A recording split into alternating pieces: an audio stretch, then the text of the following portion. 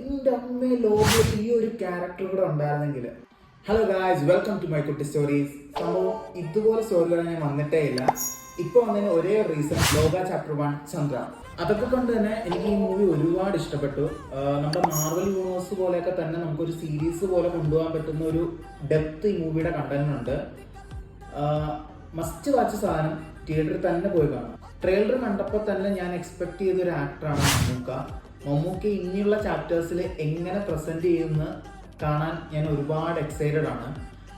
ഓണത്തിന് ഒരുപാട് മൂവീസ് ഇറങ്ങിയിട്ടുണ്ട്. അപ്പോൾ പക്ഷെ ഇതുപോലുള്ള മൂവീസ് നമ്മൾ ഇപ്പോൾ സപ്പോർട്ട് ചെയ്തില്ലെങ്കിൽ നമുക്ക് പിന്നെ കിട്ടത്തില്ല.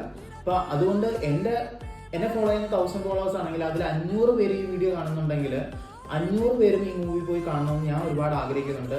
അത്രയ്ക്ക് അടിപൊളിയാണ് കേട്ടോ. Great salute for the director Dominic.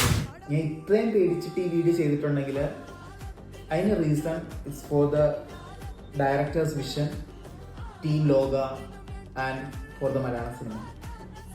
പണ്ട് നമ്മളെ മിന്നൻമുള്ളിയൊക്കെ ഇറങ്ങിയ സമയത്ത് ബേസിൽ ജോസഫ് പറഞ്ഞൊരു കാര്യമുണ്ട്, വില്ലനെ ക്രിയേറ്റ് ചെയ്യാനാണ് ഏറ്റവും കൂടുതൽ ടൈം എടുത്തത്. അപ്പോൾ ഇനി എത്രണ്ണത്തെ വേണം ഇതിൽ നിന്ന് എടുത്തോ, അതിനുള്ള ഒരു സ്കോപ്പ് ഉണ്ട് ഈ മൂവിക്ക് ഇനിയുള്ള ചാപ്റ്റേഴ്സിന്. പോസ്റ്റ് ക്രെഡിറ്റ് സീൻ കഴിഞ്ഞ് എനിക്ക് ഫീൽ ചെയ്തൊരു കാര്യമാണ്, നമ്മുടെ ലാലേട്ടൻ്റെ ഒടിയൻ എന്ന ക്യാരക്ടർ ഇതിൽ ക്രോസ് ഓവർ ആയിരുന്നെങ്കിലും, കാരണം നല്ല അടിപൊളിയൊരു ക്യാരക്ടറാണ്. അത് പ്രോപ്പറായിട്ട് യൂസ് ചെയ്തിട്ടില്ല ഒടിയൻ എന്ന മൂവിയിൽ. പക്ഷെ ഇതിൽ നല്ല രീതിയിൽ യൂസ് ചെയ്യാനുള്ള ഒരു സ്കോപ്പ് ഈ മൂവിക്കുണ്ട്. അപ്പോൾ എന്താണ് നിങ്ങളുടെ അഭിപ്രായം? മൂവി കണ്ടവർ കമൻറ്റ് ചെയ്യുക. അപ്പോൾ അടുത്ത വീഡിയോ കാണാം. ബൈ.